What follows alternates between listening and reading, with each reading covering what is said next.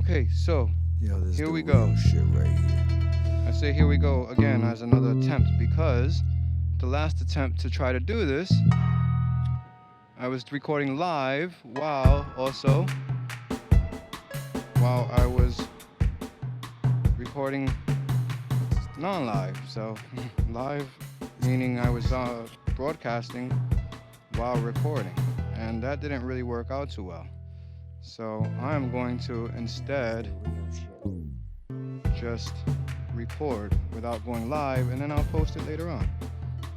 How's that? So if you guys don't know me, my name is Luis Lopez, and I'm from the Lower East Side. Right now I'm in Easton, Pennsylvania, near where I live at. Bought a house over here a couple of years ago. Got really badly deep into motorcycles. Got the bug for it. I'm also an airplane pilot and a drone pilot for a living, but an airplane pilot for joy. My hobbies are flying airplanes, driving motorcycles, which I absolutely love, and ham radio. But this is for my channel, The Owner's Review, and this is me test riding my brand new Vulcan 2021 Vulcan 900 Classic. I own a couple of bikes.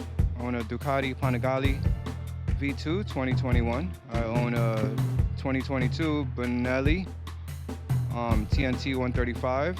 I have a DRZ 400 Supermoto, which I absolutely love, and also a Kimco. Now, the Kimco is really for my son. The Benelli is really for my daughter. The DRZ, if my wife rode, I'd like for her to ride that one, or maybe swap with my son, which will ride the DRZ 400, and she can ride the Kimco. And then I have this bad boy, this Vulcan, which I love, and it's for me, and also my Ducati when I want to go fast. So let's get going. This is a one beautiful baby. Let's get this baby in first gear, and why don't we take it for a spin around the town and then maybe hit the highway.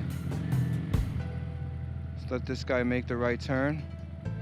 I like to ride with my high beams on during the daytime. I know some people don't really like that. I might get in trouble just for saying that in the comments. But hey, I do ride with my high beams on because I feel like it's safer. This bike is so comfortable. This bike is so comfy. I mean, I absolutely love how I can just put my legs up and just kind of relax and go right over all these bumps over here. Let's go down this way. This is the town of Easton.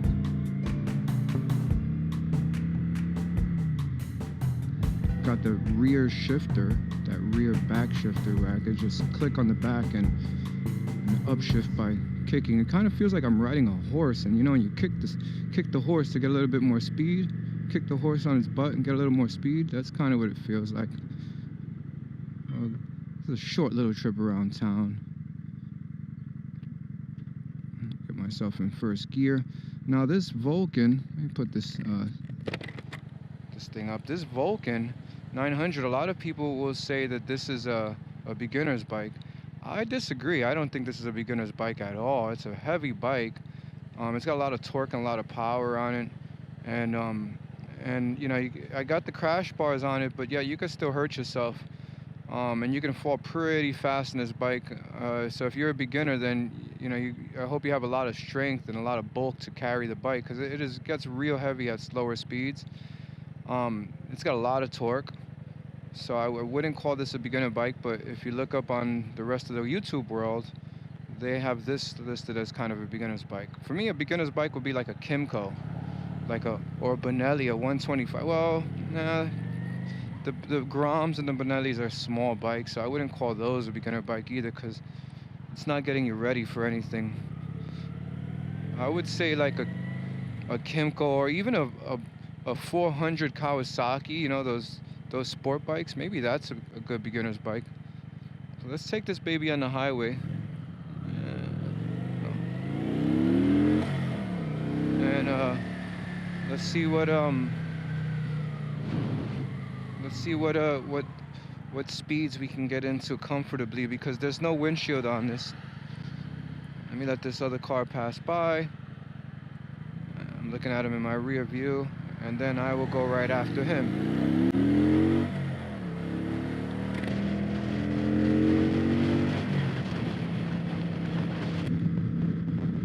There we go.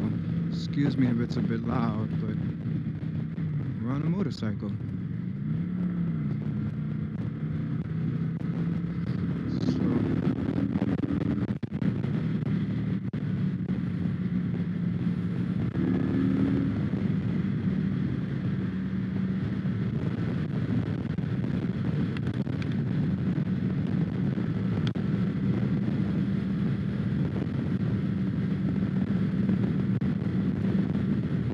Some curves going on here.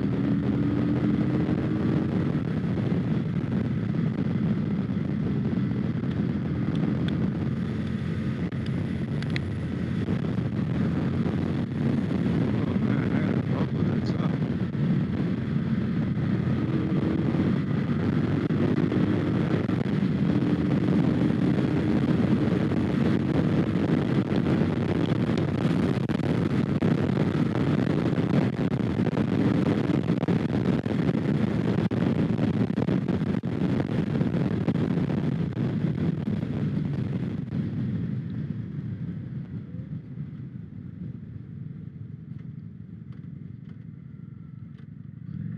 There we go. Now there's only 5 gears on this bike, but hey, that's good enough. I mean, the bike says it does 130, but at 100 miles an hour, 110, you're already feeling that wind in your chest. Like, it's got a lot of torque. Let's see if we can get back on this highway and get through some of those curves again. Like I said, it's gonna get a bit loud. I can only muffle the sound but so much.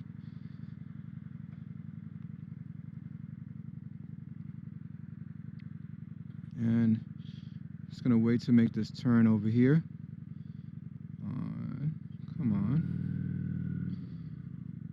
I'm gonna make a sharp turn and come right inside this little thing. This is usually where we go to on the sport bikes. Okay. Kick the back heel. Give me another gear.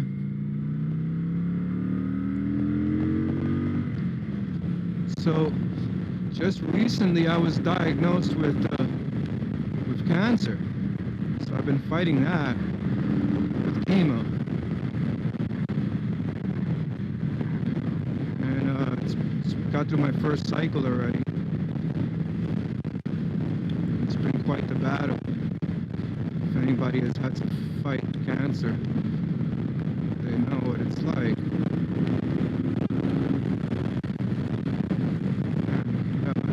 I forgot to buckle up my my helmet buckle, so it's smacking against my helmet there.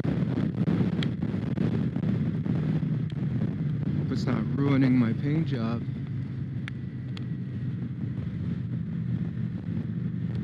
Okay, here we go. And take it easy through these curves. Yeah, so I've been battling cancer, fighting this nasty disease, virus, whatever you want to call it, and it's been quite the battle. Been going through chemo, and the day after is always tiring. But when I get a chance to, and I'm not too tired, I like to take the bike out and go for a spin.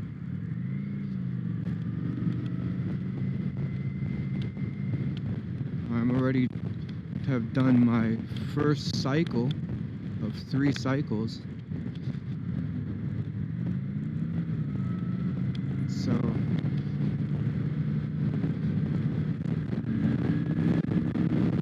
it's a bit loud in here. So I have 2 more cycles to go, and then we did some more scans and see if we got this thing under control.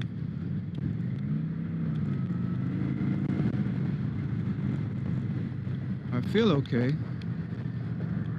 feeling pretty good. You know, I'm scared. It's a scary thing. So of course I get scared sometimes. Like,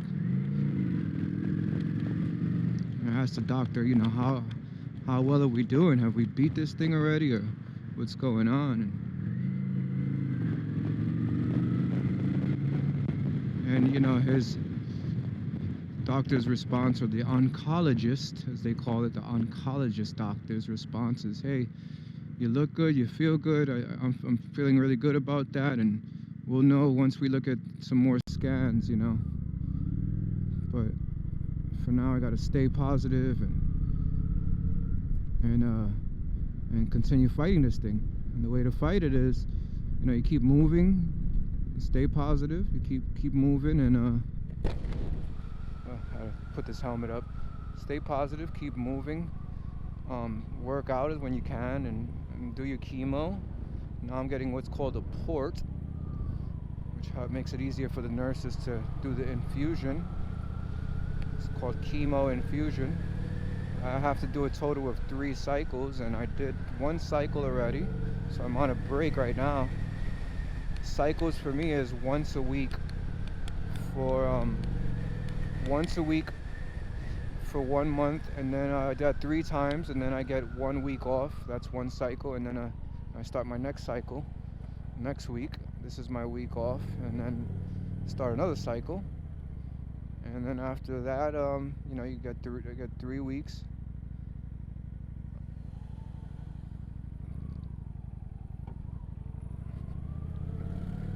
Oh, I get 3 weeks. I'm back on. That's another cycle. Then I get a week off. That'll be my 2nd cycle, and then I do that 1 more time. And then after that, then I get my scans to see if we've kind of beat it up all the way. And hopefully, what we want to hear is that it is completely gone. And then I have other decisions to make about how to keep it completely gone. So, but it's a scary thing for me and my folks and my family and my wife and my kids and my loved ones. My kids kind of don't know what a big deal it is, but you know, they know something's going on that I'm fighting, because they see I got my weak days. Sometimes I just like the day after chemo, I'm always so weak and tired I can't even move, and then I'm peeing to let all the chemicals out every 10 minutes sometimes and throughout the night, so that tires me down even more. But so yeah, I mean, all I ask for is for, you know, prayers, and keep my keep your best wishes for me in mind. And I'll upload this video. Well, if you're watching it, I already uploaded it. Thank y'all for taking a ride with me, and subscribe for more. Pray for me. Pray for everyone. I'll be praying for you guys. And, well, less than 15 minutes. How do I stop this thing? Oh, hit the stop button. Bye-bye.